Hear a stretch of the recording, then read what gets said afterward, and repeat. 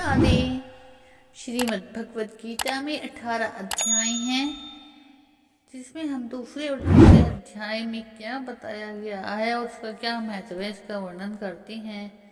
श्रीमद् भागवत गीता में व्यक्ति की हर परेशानी और दुविधा का हल मिलता है।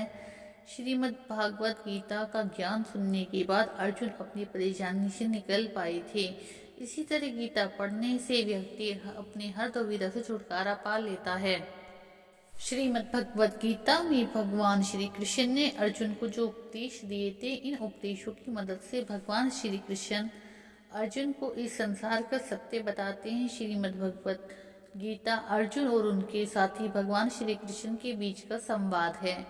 भगवान श्री कृष्ण ने अर्जुन को महाभारत युद्ध के दौरान कुछ उपदेश दिए थे, वही बात श्रीमद् भगवद गीता में पढ़ने को मिलती है।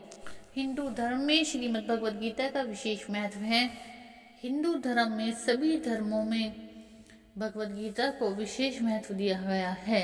सभी ग्रंथों में सबसे श्रेष्ठ श्रीमद् भगवद गीता मानी जाती है, क्योंकि इसमें व्यक्ति के जीवन का सार है। श्रीमद् भगवद गीता में भगवान कृष्ण ने अर्जुन को जो उपदेश दिए थे, उन उपदेशों की मदद से भगवान श्री कृष्ण अर्जुन को इस संसार का सत्य बताते हैं। इसमें ज्ञान योग, कर्म योग, राजयोग आदि के बारे में चर्चा की गई है। उन सब का महत्व बताया गया है। श्रीमद् भगवद गीता में 18 अध्याय हैं और 720 श्लोक हैं। श्रीमद् भगवद गीता की रचना महर्षि वेदव्यास जी ने की थी। यह संस्कृत भाषा में लिखा गया है। इसका हिंदी अर्थ भी मिलता है।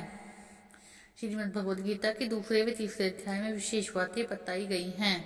श्रीमद् भगवद गीता के दूसरे अध्याय में सांख्य योग में कुल 72 श्लोक हैं, जिसमें श्री कृष्ण अर्जुन को कर्मयोग, ज्ञान योग, सांख्य योग, बुद्धि योग और आत्मयोग का ज्ञान देते हैं।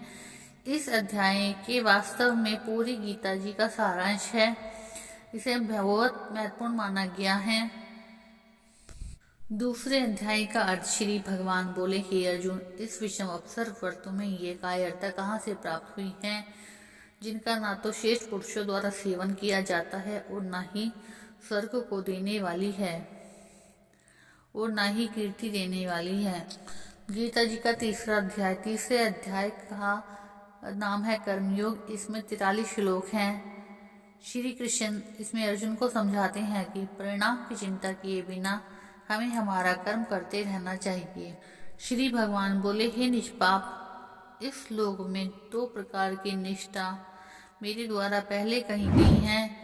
उनमें से सांख्य योगियों की तो निष्ठा का ज्ञान योग से और योगियों की निष्ठा का कर्म योग से होता है। भगवद गीता के अध्याय 2 की मुख्य शिक्षाएं सांख्य योग। आत्मा की अमरता सांख्य योग की सबसे गहन शिक्षाओं में से एक आत्मा की अमरता की अवधारणा है। भगवान कृष्ण अर्जुन को समझाते हैं कि आत्मा शाश्वत अविनाशी है, जन्म और मृत्यु से परे है, जबकि भौतिक शरीर अस्थायी है और क्षय और मृत्यु के अधीन है। आत्मा अपरिवर्तनीय और शाश्वत बनी हुई है। यह अवधारणा भगवद गीता के समग्र संदेश को समझने के लिए महत्वपूर्ण है और जीवन और मृत्यु पर एक व्यापक दृष्टिकोण प्रदान करती है। वैराग्य का महत्व भगवान कृष्ण बताते हैं कि विशेषकर अपने कर्मों के फल से कृष्ण के अनुसार व्यक्ति को परिणाम की चिंता किए बिना अपने कर्तव्यों का पालन करना चाहिए, क्योंकि आसक्ति दुख का कारण बनती है और व्यक्ति के निर्णय को धूमिल कर देती है। यह शिक्षा निस्वार्थ भाव को बढ़ाती है और व्यक्तियों को परिणाम की बजाय अपने कार्यों पर ध्यान केंद्रित करने के लिए प्रोत्साहित करती है। कर्मयोग को इस अध्याय में आध्यात्मिक विकास और आत्म प्राप्ति प्राप्त करने के साधन के रूप में पेश किया गया है। कृष्ण आसक्ति के बिना अपने कर्तव्यों का पालन करने और फल के बजाय कार्य पर ध्यान केंद्रित करने के महत्व पर जोर देते हैं। कर्म योग का अभ्यास करके व्यक्ति आंतरिक शांति प्राप्त कर सकता है, अंततः आत्मज्ञान तक पहुंच सकता है। बुद्धि का महत्व ज्ञान योग। दूसरा अध्याय भी बुद्धि या ज्ञान योग के महत्व पर प्रकाश डालता है। कृष्ण बताते हैं कि स्वयं आत्मा और ब्रह्मांड की वास्तविक प्रकृति को समझना आध्यात्मिक विकास के लिए महत्वपूर्ण है। ज्ञान योग के माध्यम से प्राप्त ज्ञान व्यक्ति को दुख, भ्रम और अज्ञानता पर काबू पाने में मदद कर सकता है, जिससे आंतरिक शांति और आत्म साक्षात्कार हो सकता है। विवेक का मार्ग। सांख्य योग में कृष्ण विवेक और विवेक के महत्व, वास्तविक और सत्य, शाश्वत, क्षणभंगुर के बीच अंतर करने की क्षमता पर चर्चा करते हैं। यह विवेकपूर्ण ज्ञान व्यक्ति को भौतिक संसार की नश्वरता को देखने और आत्मा की शाश्वत प्रकृति पर ध्यान केंद्रित करने के लिए अनुमति देता है।